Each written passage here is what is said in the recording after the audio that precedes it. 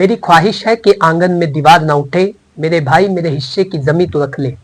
दोस्तों, लेकिन समाज में ऐसी विचारधाराओं के लोग काफी कम हैं। यदि ऐसे लोग हो तो जो संपत्ति को लेकर विवाद है, जो संपत्ति को लेकर, जो प्रॉपर्टी को लेकर डिस्प्यूट्स है, वो इतने ज्यादा ना हो।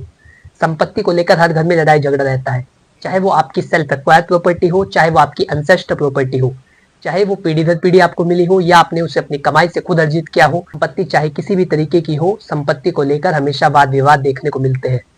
आपने देखा होगा, यदि आप कभी कोर्ट गए होंगे तो वहां पर आपने देखा होगा कि जो सिविल कोर्ट है वो इसी तरीके के मामलों से भरे पड़े हैं।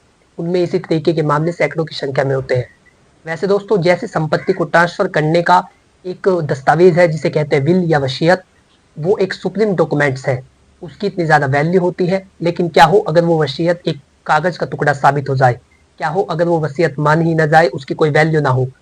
तो ऐसा ही हुआ है। सुप्रीम कोर्ट ने अपने लेटेस्ट जजमेंट में बताया है कि किस तरीके से वसीयत को बनाना चाहिए। यदि वसीयत में वो कंडीशन ही मेंशन नहीं होगी तो किसी भी वसीयत को नहीं माना जाएगा, भले ही चाहे वो रजिस्टर्ड वसीयत हो। तो यदि आप ये सब जानना चाहते हैं तो एंड तक वीडियो में बने रहे। और मेरा आपसे अनुरोध है कि यदि आप चैनल पर पहली बार आए हैं तो आज ही चैनल को सब्सक्राइब कर ले, ताकि इसी प्रकार की लीगल नॉलेज, कानूनी जानकारियां, विधिक परामर्श और आपके अधिकार आप तक पहुंच सके। आपको पता हो कि आप जो कार्य करने जा रहे हैं क्या वो कानून के दायरे में आता है, क्या वो कानून के दायरे से बाहर आता है। यदि आपको कोई ऐसा कार्य करेंगे जो कि कानून के दायरे से बाहर है तो उसके लिए आपको सजा मिल सकती है। तो यदि आप इन सभी की जानकारी लेना चाहते हैं तो आज ही चैनल को सब्सक्राइब कर ले, ताकि किसी प्रकार की लीगल नॉलेज आप तक पहुंच सके। चलिए बिना किसी देरी के वीडियो शुरू करते हैं। नमस्कार दोस्तों, मैं स्मित कुमार आप सभी का हमारे यूट्यूब चैनल में स्वागत करता हूँ। दोस्तों, इस जजमेंट का नाम है मीना प्रधान वर्सेस कमला प्रधान।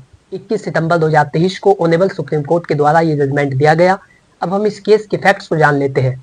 दोस्तों, इस केस में एक व्यक्ति होता है बहादुर प्रधान, उसकी एक फर्स्ट वाइफ होती है जिसका नाम है मीना प्रधान।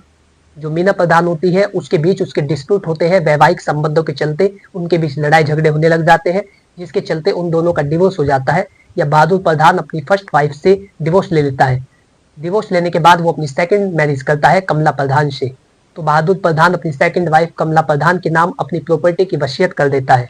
उसके बाद क्या होता है, जो फर्स्ट वाइफ थी मीना प्रधान, वो ट्रायल कोर्ट में एक केस डालती है जिसमें वो बताती है कि ये वसीयत जाली है, फर्जी तरीके से बनाई गई है, इसे रद्द किया जाए और जो संपत्ति है वो मुझे भी दी जाए। इस तरीके के एलिगेशन लगाए जाते हैं जो सेकंड वाइफ है कमला प्रधान पर। लेकिन ट्रायल कोर्ट उस मामले को सुनती है और अपना फैसला देती है कि ये वसीयत बिल्कुल सही है, सही तरीके से बनाई गई है।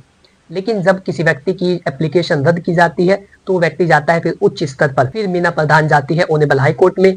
हाई कोर्ट में भी वो यही बात कहती है कि जो वसीयत है वो जाली तरीके से बनाई गई है, इनकी शादी अधूरी है, ये जो वसीयत है वो फर्जी तरीके से बनाई गई है, इसे रद्द किया जाए। लेकिन हाई कोर्ट भी ट्रायल कोर्ट की बात को मानता है। जो ट्रायल कोर्ट अपना फैसला देती है उसी को सही ठहराता है और मीना प्रधान को आदेशित करता है कि वो इसमें कोई भी दखल अंदाजी ना करे, ये वसीयत बिल्कुल सही तरीके से बनाई गई है। लेकिन वो इससे भी संतुष्ट नहीं होती। जब ऑनरेबल हाई कोर्ट उस फैसले को दे देती है, मीना प्रधान उससे भी संतुष्ट नहीं होती और वो जाती है सर्वोपरि सुप्रीम कोर्ट में। ऑनरेबल सुप्रीम कोर्ट में मामला दर्ज किया जाता है। वो उसमें भी यही एलिगेशन लगाते हैं कि जो वसीयत है वो जाली है, फर्जी तरीके से बनाई गई है। तो सुप्रीम कोर्ट गहनता से इस मामले की जांच करता है और इस मामले के आधार पर वसीयत के कुछ नियम देता है। वसीयत करते समय किन शर्तों का होना अनिवार्य है, या किसी भी वसीयत को यदि कोर्ट में प्रूफ किया जाना है तो उसमें किन कंडीशनों को मेंशन करना जरूरी होता है, इस केस के माध्यम से यही बताया गया है।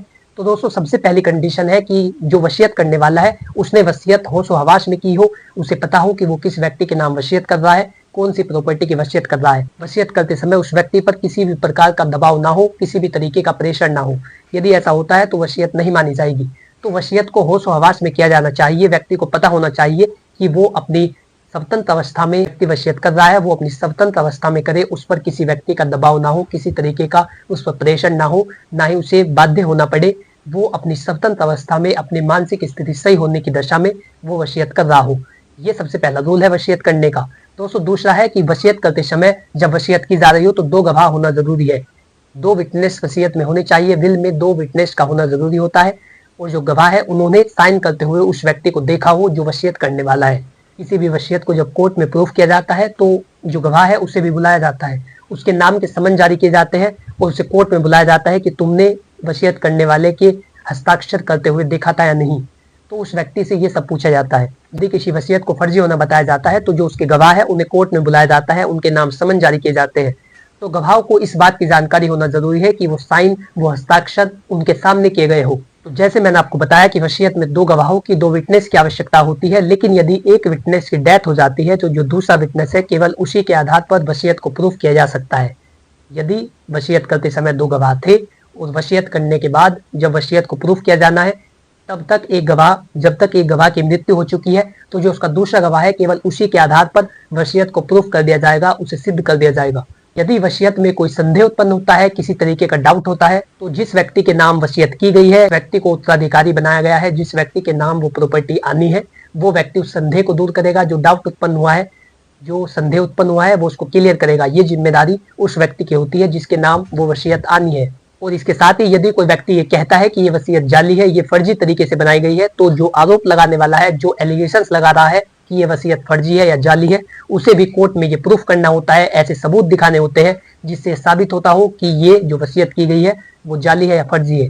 तो ऑनेबल सुप्रीम कोर्ट अपना फाइनली फैसला देता है, मामले की गहनता से जांच करने के उपरांत अपना ये फैसला देता है कि ये जो वसीयत है ये बिल्कुल सही है, इसमें सारे सिद्धांतों का पालन किया गया है। और जो बहादुर प्रधान की फर्स्ट वाइफ है मीना प्रधान, उसे ये इत्तला दी जाती है कि वो वसीयत में कोई भी रुकावट पैदा ना करे, किसी तरीके की मदाखलत ना करे, उसे ये इत्तला दी जाती है, उसे बताया जाता है। दोस्तों, वसीयत करते समय किन बातों का ध्यान रखिए, किन कंडीशनों का होना जरूरी है, ये आप इस जजमेंट के माध्यम से समझ पाए होंगे। यदि आपको ये जानकारी अच्छी लगी है तो आज ही चैनल को सब्सक्राइब कर ले, ताकि इसी प्रकार की लीगल नॉलेज, कानूनी जानकारियां, विधिक परामर्श और आपके अधिकार आप तक पहुंच सके। यदि आपका कोई भी सवाल हो तो आप कमेंट बॉक्स में लिख करके पूछ सकते हैं, मैं जल्दी उसका उत्तर दूंगा। और यदि आप कोई कानूनी परामर्श लेना चाहते हैं, लीगल हेल्प आप लेना चाहते हैं, लीगल एडवाइस लेना चाहते हैं, तो स्क्रीन पर दिए गए मोबाइल नंबर पर अपनी प्रॉब्लम को व्हाट्सएप करें, मैं जल्दी उसका उत्तर दूंगा। Thanks for watching this video. अपना कीमती समय देने के लिए धन्यवाद।